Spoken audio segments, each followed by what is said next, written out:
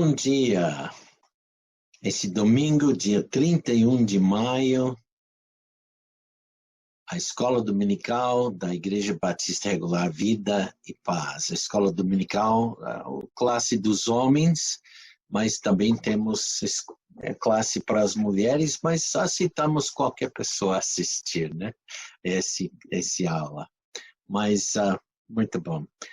Se fosse um domingo normal, hoje à noite, estaremos preparando, antecipando um culto especial, noite musical, onde dedicamos o culto inteiro, toda hora, para leitura bíblica e canções, hinos, músicas especiais, espirituais, em louvor ao nosso Deus, né? Mas esse não é um domingo normal, então não podemos, porque para poder ter esse culto, precisamos de todos vocês aqui na igreja. E eu nem estou na igreja, eu estou no meu escritório, né? Mas espero que dentro de uns meses podemos estar de volta, né? Reunindo pessoalmente. Muito bom. Nós estamos, faz uns meses, no assunto de vivendo neste mundo das trevas como luz. E estamos na parte de equipando-se para uma vida de ministério, uma vida de serviço. E quando entramos nisso, nós vimos a escada de resgate, tá? A escada redentora de resgate. E depois, semana passada, terminamos um estudo sobre o tribunal de Cristo. E como devemos estar nos preparando, vivendo fielmente, porque há galardões, há coroas que Deus quer dar aos seus servos fiéis. E hoje à noite vamos entrar no assunto do custo para preparar ou equipar alguém para ministério, para serviço.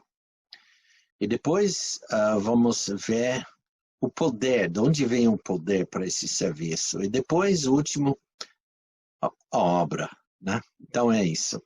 Bom, vamos orar. Pai, nós te louvamos hoje pelo privilégio que podemos estar reunidos perante ti em locais diferentes para estudar a tua palavra. Pai, nos ensina, esteja comigo, Pai, esteja com meus pensamentos, ajuda-me a falar mais correto, como eu sei falar. E pedimos, Pai, que abençoa todos com esse estudo, para que cada crente vai ver a necessidade de viver equipado para o serviço. Isto nós pedimos, no nome de Cristo Jesus. Amém.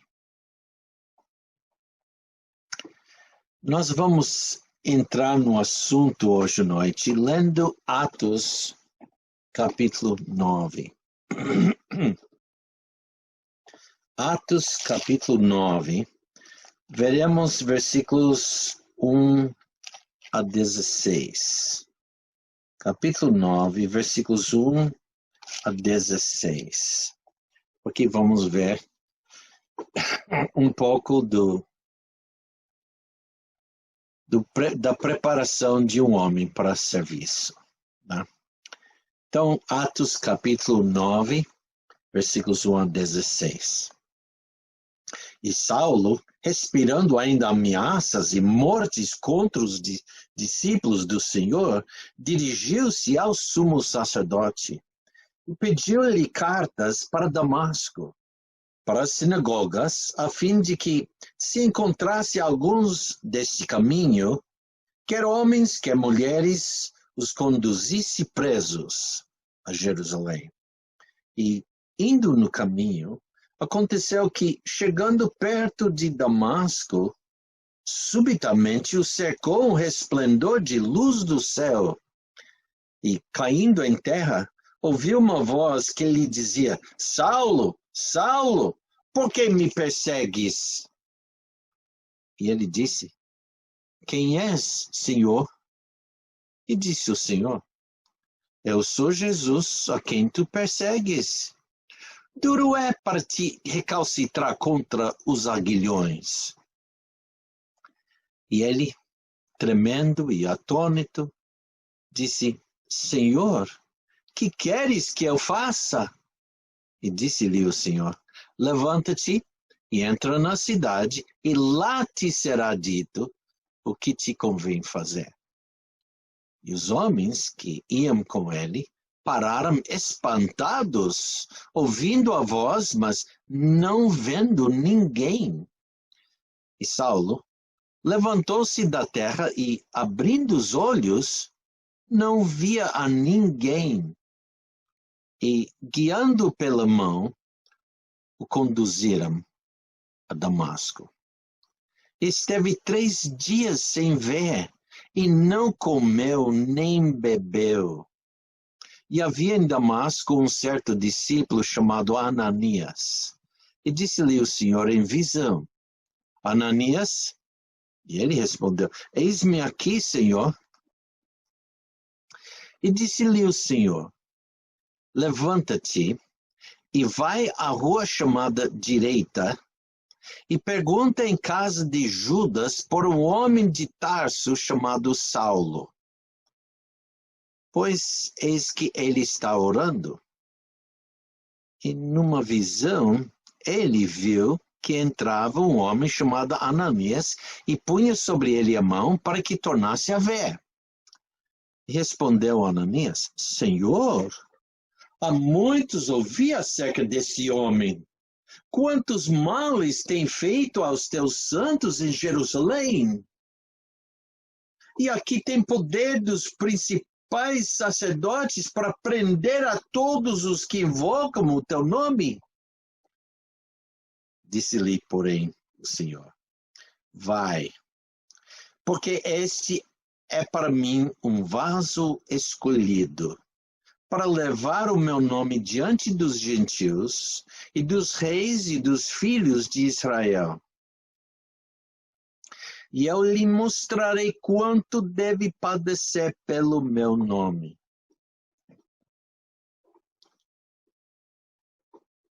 Na preparação de um crente para serviço e ministério, é preciso que haja outra mudança introduzida em sua vida interior. E lembra, nos meses, até desde o ano passado, nós temos falado bastante sobre o homem interior. Você, no seu interior. Precisamos ter uma mudança de confiança. Mudança de confiança do eu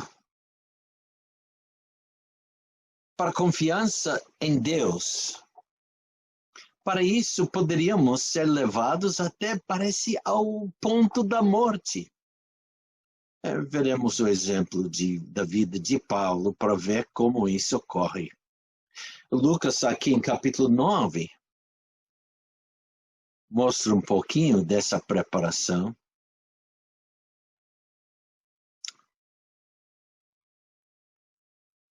Precisamos iniciar esse estudo no livro dos Atos, né? Porque estamos falando de Saulo, ou melhor, Paulo, como ficou conhecido mais tarde. E os versículos que mais vamos voltar para focar nossa atenção é versículos 10 a 16. E realmente nós não vamos entrar muito fundo, mas notaremos que o Senhor disse a Ananias que Saulo de Tarso era um vaso escolhido por ele e que levaria o nome de Deus a muitas pessoas e até reis. Ananias também foi informado como Saulo sofreria grandemente pelo nome do Senhor. E quando nós terminamos o versículo 16, Deus está dizendo que ele ia contar para Ananias isto. Agora, esse foi contado para Ananias, não para nós. Então, nós não sabemos o que Deus disse mais para Ananias.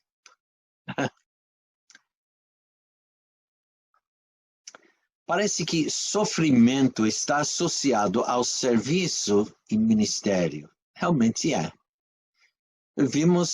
Sabemos que esse Saulo de Tarso tornou-se Paulo, o apóstolo do Senhor Jesus Cristo. Durante o resto de sua vida, ele foi grandemente usado por Deus em alcançar muitas pessoas com o Evangelho. Nós somos crentes também em Cristo, como Paulo. Nós também somos chamados a levar o nome de Cristo ao mundo. Talvez você não precise ir para a Argentina, ou Bolívia, Uruguai, Paraguai, nem para o estado de São Paulo, mas você está em Niterói. E tem muita pessoa aqui que não conhece Cristo. Talvez é você que Deus tem para falar com tal pessoa. Para nos preparar para sermos eficazes nesse ministério, nesse serviço, ele pode nos levar a momentos de sofrimento, como fez com Paulo. Para nos ajudar. Lembra, Paulo ficou sem poder ver. Passou 3 dias e 3 noites. Não podia ver nada. E nem comeu. Ananias foi avisado que ele estava lá orando. Melhor coisa a fazer. Quando não entenda nada, orar.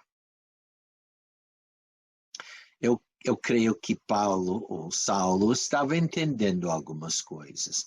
Ele estava orando, pensando. Lembra, ele foi educado, grandemente educado no Velho Testamento.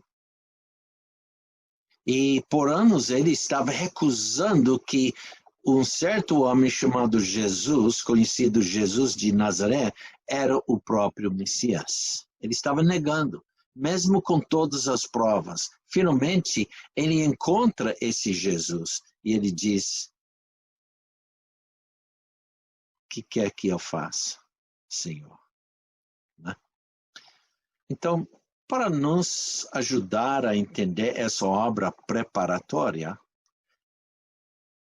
leamos o próprio relato de Paulo, quando ele descreve isso para nós. Ele escreveu 2 Coríntios para iniciar o assunto de serviço, o assunto de ministério. Enquanto que ele explica, vamos ver que ele se torna muito pessoal. Ele nos fala sobre o sofrimento que sofreu e a razão por trás disso. Ao fazer isso, ele nos mostra que um serviço e ministério eficaz é feito por pessoas que confiam intensamente, integralmente, totalmente em Deus. Essa confiança de Paulo foi desenvolvida na escola de sofrimento. Começou com a experiência de receber o consolo de Deus. Imagina como ele ficou consolado, vendo naquela visão um homem chamado Ananias, finalmente chegando para lhe dar a visão novamente. Consolo. Nós vamos para 2 Coríntios, então, agora para capítulo 1. 2 Coríntios, capítulo 1. E vamos começar com o versículo 1, mas realmente estamos focando em versículos 3 a 7. 2 Coríntios, capítulo 1. E nós lemos: Paulo, apóstolo de Jesus Cristo pela vontade de Deus, e o Senhor Timóteo, a igreja de Deus, que está em Corinto, com todos os santos que estão em toda a Acaia. Graça a vós e paz da parte de Deus nosso Pai e da do Senhor Jesus Cristo. Bendito seja o Deus e Pai de nosso Senhor Jesus Cristo, o Pai das misericórdias e o Deus de toda consolação, que nos consola em toda a nossa tribulação, para que também possamos consolar os que estiverem em alguma tribulação, com a consolação com que nós mesmos somos consolados por Deus. Porque como as aflições de Cristo são abundantes em nós, assim também é abundante a nossa consolação por meio de Cristo. Mas se somos atribulados, é para vossa consolação e salvação. Ou se somos consolados, para vossa consolação e salvação é, a qual se opera suportando com paciência as mesmas aflições que nós também padecemos. E a nossa esperança acerca de vós é firme, sabendo que, como sois participantes das aflições, assim o seremos também da consolação. Problemas e provações são trazidos para as nossas vidas. Estas são projetadas para nos afetar profundamente e nos levar ao fim de nós mesmos.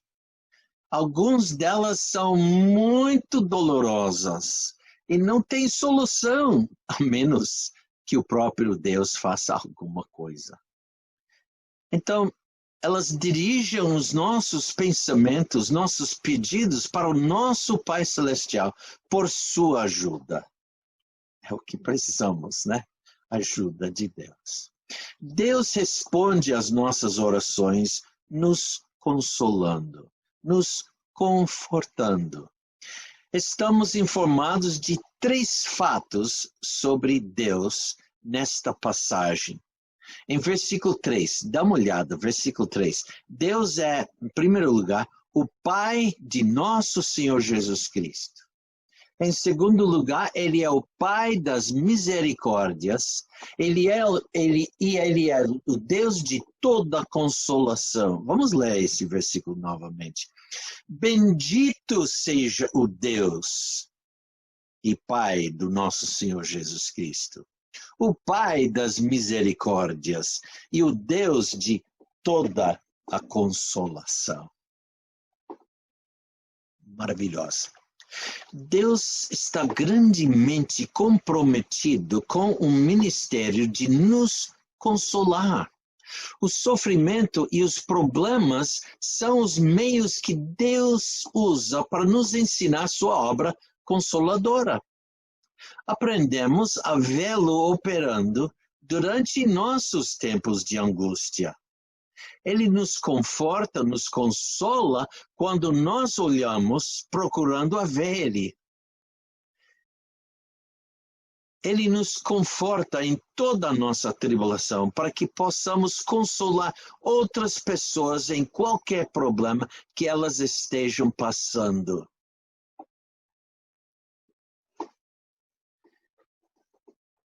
É como quando uma criança se machuca e vai correndo para o pai ou para a mãe. E a mãe ou o pai recebe, né? E consolando, confortando. Tá bom. Vamos ver logo vamos, né? E cuidando, consolando. Fazemos isso apontando-os para o mesmo Senhor que nos trouxe consolo. Deixa eu repetir. Deus nos consola, nos conforta quando nós olhamos procurando a ver Ele. Ele nos consola, nos conforta em toda a nossa tribulação para que possamos consolar outras pessoas em qualquer problema que elas estejam passando. E fazemos isso apontando-os para o mesmo Senhor que nos trouxe consolo. Não precisamos enfrentar todos os problemas que as outras pessoas têm para ajudá-las. A ocasião de sofrimento que nós experimentamos é suficiente para aprendermos a consolar os outros, para aprender o conforto do Senhor, e então podemos nos expressar esse consolo, esse conforto aos outros necessitados. O ministério eficaz é feito por vasos quebrados, pessoas que foram quebradas pelo sofrimento. Mas nesse sofrimento, eles foram consolados por Deus. Isso faz toda a diferença. Toda a razão para viver ainda, continuar servindo.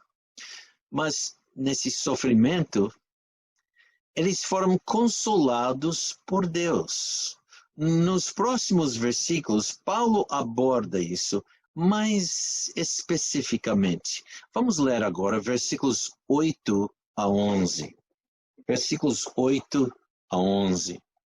Porque não queremos, irmãos, que ignoreis a nossa tribulação que nos sobreveio na Ásia, pois que fomos sobremaneira agravados mais do que podíamos suportar, de modo tal que até da vida desesperamos, mas já em nós mesmos tínhamos a sentença de morte, para que não confiássemos em nós, mas em Deus, que ressuscita os mortos, o qual nos livrou de tão grande morte e livra em quem esperamos que também nos livrará ainda, ajudando-nos também, vós, com orações por nós, para que pelo benefício que por muitas pessoas nos foi feito, por muitos também sejam dadas graças a nosso respeito. Quando Paulo e seus companheiros estavam na Ásia, eles enfrentaram sérios problemas. Ele descreve-os com esses termos dolorosos em versículos 8 e 9. Ele diz, fomos sobremaneira agravados, mais do que podíamos suportar. Até da vida desesperamos. A sentença de morte, tão grande morte, são termos que doem. Há momentos na vida dos servos de Cristo em que experimentamos coisas com essas mesmas características. Nós nos encontramos sobremaneira agravados, mais do que podíamos suportar para lidar com o problema, parece. E quando isso persiste, nos encontramos desesperados com a vida, exatamente como Paulo e seus companheiros. Ficamos cansados das circunstâncias e não queremos mais continuar. Queremos apenas voltar à nossa terra. Pensando em mim, eu lembro alguma vez no passado, eu quis parar, voltar para os Estados Unidos. Procurar um emprego que não faz nada, nenhuma demanda sobre minha vida. Eu lembro também uma vez, e outros têm falado também, queremos que o Senhor nos chame agora para os céus. Eu quero escapar dessa situação. Não, mas essa não é a maneira que funciona. Estamos aqui por uma razão. E realmente essa experiência é comparada com uma sentença de morte, como Paulo diz. Mas uma experiência dessa tem um propósito. A finalidade de mudar nossa confiança de nós mesmos para confiar somente em Deus. Logo, quando percebemos que não podemos lidar com as circunstâncias ao nosso redor, então viramos, correndo ao nosso Pai Celestial por sua ajuda. E Ele nos livra. Que alívio, que ajuda, né? Com isso, aprendemos que um serviço e ministério eficaz não resulta de autoconfiança. É um produto de confiar em Deus. Isso é contrário ao pensamento do mundo, mas é vital para o ministério cristão. Portanto, somos submetidos a sérios problemas para aprendermos a confiar em Deus em todas as áreas de nossas vidas e serviço. Deus remove todas as possibilidades de ministério e serviço. Aceito que Ele o faz. Então, aprendemos a permitir Ele fazer a obra. E descobrimos que somos apenas ferramentas em sua mão poderosa e sábia. Melhor, né? Sabe uma coisa? A ferramenta sempre funciona melhor na mão dele quando ele está guiando a mão do que quando nós estamos tentando nos levar nas nossas próprias mãos para fazer algo. Essa mudança de confiança é o resultado de morrer para si mesmo. Essa experiência de atribulação também tem um objetivo. No versículo 6, Paulo disse que suas aflições e sofrimentos eram pelo consolo e salvação de outras pessoas, para as quais ele estava ministrando. No ministério pessoal, isso é mais importante. Com a mudança de nossa confiança no eu, para minha confiança em Deus, permita que o poder de Deus poderia envolver ou cobrir em volta a vida das pessoas em sofrimento para as quais ministramos. Que consola para essa pessoa. E que alegria a ferramenta que foi usada quando vimos isto. Um princípio de ministério é apresentado aqui em versículo 10, o qual nos livrou de tão grande morte e livra, em quem esperamos que também nos livrará ainda da morte para mais vida. Da morte vem o livramento e a vida. Desesperávamos da vida, agora temos vida e podemos servir. Contente de vontade. Nos próximos versículos, podemos ver como um servo fiel vai agir em tudo isso. Sabe como ele vai agir? Em alegria. Vamos ver versículos 12 a 14. Paulo diz aqui, começando com o versículo 12, porque a nossa glória é esta, o testemunho da nossa consciência de que com simplicidade e sinceridade de Deus, não com sabedoria carnal, mas na graça de Deus, temos vivido no mundo e de modo particular convosco. Porque nenhumas outras coisas vos escrevemos, senão as que já sabeis ou também reconheceis, e espero que também até ao fim as reconhecereis.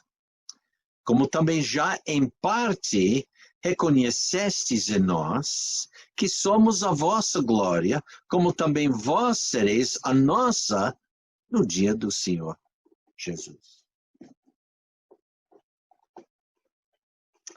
Nossa resposta afeta a maneira pela qual fazemos nosso serviço ou ministério. Após a experiência da morte, nosso serviço apresentará novas características. Veja novamente, versículo 12. Versículo 12. Porque a nossa glória é esta, o testemunho da nossa consciência, de que com simplicidade e com sinceridade piedosa de Deus, não com sabedoria carnal, mundana, mas pela graça de Deus, mas na graça de Deus, temos vivido no mundo e de modo particular convosco. Essa maneira eficaz de ministrar às outras pessoas é procurado apenas por uma pessoa que morreu por si mesmo. No terceiro capítulo do 2 Coríntios, Paulo continua nos ensinando que nossa suficiência não é de nós, mas de Deus. E ele nos capacita a ministrar às outras pessoas pela nova aliança da graça. Esse capítulo termina com uma grande declaração. Vamos para 2 Coríntios, capítulo 3, versículo 18. E nós lemos: Mas todos nós, com o rosto descoberto, refletindo como um espelho a glória do Senhor, somos transformados de glória em glória na mesma imagem como pelo Espírito do Senhor. Mas todos nós, com o rosto descoberto, refletindo como um espelho a glória do Senhor, somos transformados de glória em glória na mesma imagem como pelo Espírito do Senhor. O que está dizendo aqui? Estamos todos olhando num espelho e vendo a glória do Senhor. E estamos sendo transformados nessa imagem pelo Espírito Santo. Agora, semana que vem, no próximo capítulo, Paulo aborda a nossa comunicação desse mesmo processo de mudança nas vidas de outras pessoas. É isso que veremos semana que vem. Então, tenha uma boa semana, tá? Mas lembra uma coisa. Leia diariamente a palavra de Deus. Toma tempo para fazer isto. Faça tempo. E leia diariamente. Fique pensando, fique meditando no que você está lendo. Toma um tempinho. Estamos em casa, todo mundo, né? Então toma tempo. Vamos orar. Pai, obrigado pelo privilégio que nós podemos ter em estudar como nos preparar para serviço, como podemos ser equipados para serviço, para o ministério qualquer, Pai. Pode ser nos nossos próprios olhos um serviço pequeno, mas é um serviço e talvez alguém chegue a conhecer Cristo. Então, logo, o serviço não é pequeno, é grande. Pai, abençoa cada um. Faz-nos realmente meditar na Tua Palavra, para que podemos crescer na graça que há em Cristo Jesus. Que o Teu Espírito Santo pode mesmo nos ensinar e que podemos Te conhecer melhor também. E assim podemos nos chegar mais perto de Ti e chegar mais perto de um ao outro. Mesmo que estamos nesse tempo do vírus e da distância social, que vamos procurar chegar mais perto um ao outro. No nome de Cristo Jesus, te louvamos. Amém. Obrigado.